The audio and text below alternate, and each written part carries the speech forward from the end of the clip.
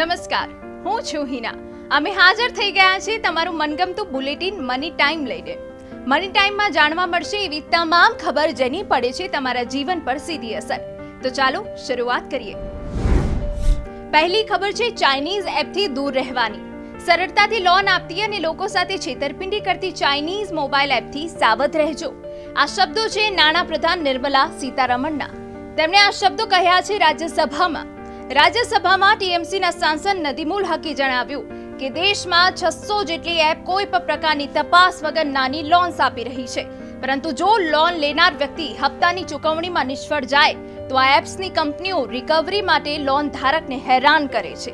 તાજેતરમાં આવી એપ પરથી લોન લઈને હપ્તા નહીં ભરનારને ધાક ધમકી મળી હતી.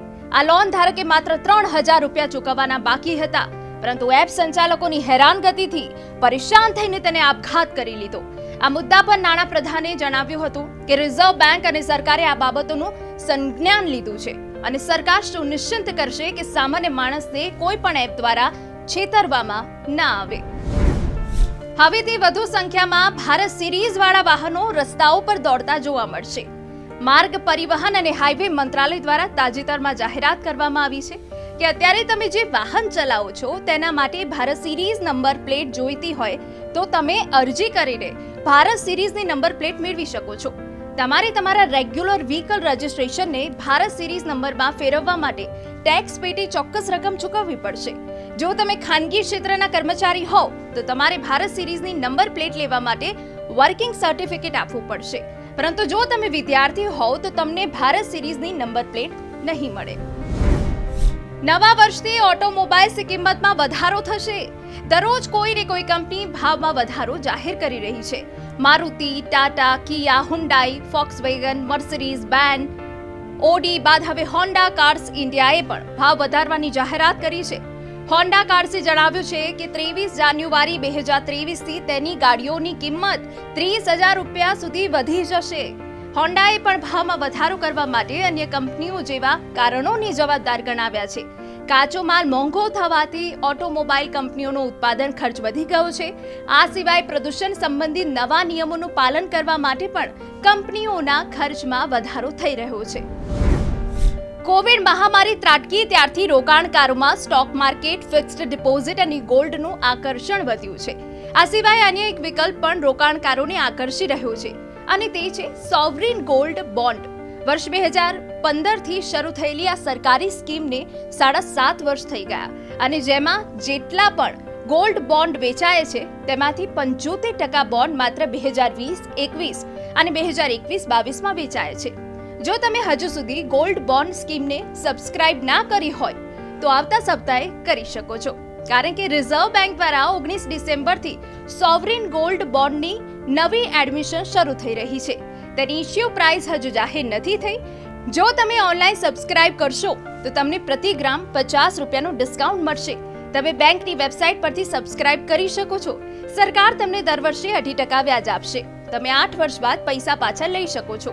શુક્રવારે 999 પ્યોરિટી ધરાવતા 1 ગ્રામ સોનાનો ભાવ 5,388 રૂપિયા હતો. આ ખબર છે મ્યુચ્યુઅલ ફંડની. વધતા વ્યાજદરના માહોલને ધ્યાનમાં રાખીને મ્યુચ્યુઅલ ફંડ કંપનીઓ ટાર્ગેટ મેચ્યોરિટી ફંડ લોન્ચ કરવા લાગી છે. હવે આઈસીઆઈસીઆઈ પ્રુડેન્શિયલ મ્યુચ્યુઅલ ફંડે પણ આવું ફંડ લોન્ચ કર્યું છે. આ ફંડનું નામ છે નિફ્ટી એસડીએલ સપ્ટેમ્બર 2026 ઇન્ડેક્સ ફંડ. આ સ્કીમનો NFO 20 ડિસેમ્બર સુધી ખુલ્લો છે. આ સ્કીમ એક ઓપન એન્ડેડ સ્કીમ છે અને તે નિફ્ટી એસડીએલ સપ્ટેમ્બર 2026 ઇન્ડેક્સનું અનુકરણ કરશે. એસડીએલ એટલે કે સ્ટેટ ડેવલપમેન્ટ લોન. જેવી રીતે કેન્દ્ર સરકાર ગવર્મેન્ટ સિક્યુરિટીઝ ઇસ્યુ કરે છે તેવી જ રીતે વિવિધ રાજ્યો દ્વારા ભંડોળ મેળવવા માટે જે સિક્યુરિટીઝ ઇસ્યુ કરવામાં આવે તેને એસડીએલ કહે છે. આમ આવી સિક્યુરિટીઝમાં ક્રેડિટ રિસ્ક લગભગ નહિવત રહે છે. કંપનીએ જણાવ્યું છે કે વ્યાજના દર વધી રહ્યા છે, ત્યારે જે રોકાણકારો ફિક્સ્ડ સમયગાળા માટે રોકાણ કરવા માંગે છે તેઓ ટાર્ગેટ મેચ્યોરિટી ફંડને પસંદ કરી શકે છે. આ ઇન્ડેક્સ ફંડનો સમયગાળો સપ્ટેમ્બર 2026 સુધીનો છે, એટલે કે જે રોકાણકારો મધ્યમ ગાળા માટે રોકાણ કરવા માંગે છે તેઓ આ વિકલ્પ અંગે વિચારી શકે છે. આવશે વધુ એક આઈપીઓ. શહેરી ગેસ વિતરણ કંપની IRM એનર્જી લિમિટેડે IPO લાવવા માટે ડ્રાફ્ટ પેપર્સ જમા કરાવ્યા છે. કંપની IPOમાં એક પણ ફ્રેશ શેર ઇસ્યુ નહીં કરે, એટલે કે તે સંપૂર્ણપણે ઓફર ફોર સેલ હશે. કંપનીના પ્રમોટર્સ દ્વારા શેર વેચવામાં આવશે. IRM એનર્જીનો 49% પણ વધુ હિસ્સો કેડિલા ફાર્માસ્યુટિકલ્સ પાસે છે. કંપની ગુજરાત, પંજાબ અને તમિલનાડુમાં CNG અને PNG નું વિતરણ કરે છે. સપ્ટેમ્બરમાં પૂરા થયેલા 6 મહિનામાં કંપનીની આવક બમણી થઈ 504 કરોડ રૂપિયા નોંધાઈ છે, જ્યારે કર બાદનો નફો 18% ઘટીને 39 કરોડ રૂપિયા થઈ ગયો છે. વધુ 2 બેંકોએ ફિક્સ્ડ ડિપોઝિટના રેટમાં વધારો કર્યો છે. ખાનગી સેક્ટરની ધિરાણ કરતા ICICI બેંક હવે 15 મહિનાની FD પર 7% વ્યાજ દર ઓફર કરી રહી છે. જો તમે સિનિયર સિટીઝન હશો તો તમને 0.5% વધુ વ્યાજ મળશે. આ બેંકમાં 1 વર્ષની FD કરાવશો તો 6.6% વ્યાજ મળશે. અને એક ધિરાણ કરતા બેંક ઓફ ઇન્ડિયાએ પણ FD ના રેટમાં વધારો કર્યો છે. આ બેંકે 444 દિવસની FD પર 6.75% ઇન્ટરેસ્ટ રેટ આપી રહી છે. જો સિનિયર સિટીઝન 3 વર્ષ માટે FD કરાવે તો બેંક 6.5% વ્યાજ ચૂકવશે, પરંતુ જો 3 વર્ષથી વધુ મુદત માટે FD કરાવે તો બેંક 0.5% વધુ વ્યાજ ચૂકવશે. ફાસ્ટેગ ટોલ કલેક્શનમાં સતત વધારો થઈ રહ્યો છે. નવેમ્બર 2022માં સરકારે ફાસ્ટેગ ટ્રાન્ઝેક્શનમાંથી ₹4,646 કરોડની આવક કરી. નવેમ્બર મહિનામાં અત્યાર સુધીના સૌથી વધુ 285 મિલિયન ટ્રાન્ઝેક્શન થશે. અગાઉ ચાલુ વર્ષે મે મહિનામાં સર્વોચ્ચ ટ્રાન્ઝેક્શન નોંધાયા હતા. નિષ્ણાંતોનું માનવું છે કે ટોલ ટેક્સની વસૂલાત માટે વધુને વધુ ટેકનોલોજીનો ઉપયોગ કરવાથી તેમજ સિસ્ટમ વધુ ઓટોમેટિક થવાથી ફાસ્ટેગ કલેક્શનમાં સતત વધારો થશે. તો આ હતી આજની મની ટાઈમની મહત્વની ખબર. હવે ફરી મળીશું આવતીકાલે. અમારું બુલેટિન કેવું લાગ્યું તે કમેન્ટ કરીને જણાવશો.